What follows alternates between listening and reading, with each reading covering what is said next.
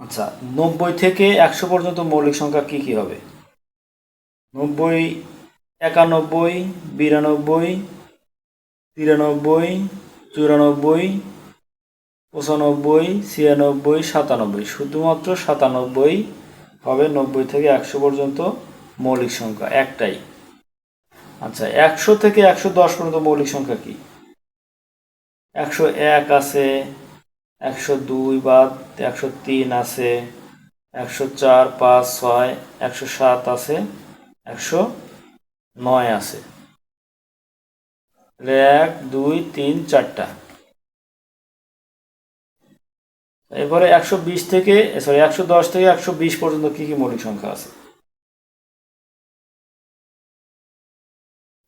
তাহলে 111, 12, 13, 14, 15, 16, শুধুমাত্র 113 মৌলিক সংখ্যা।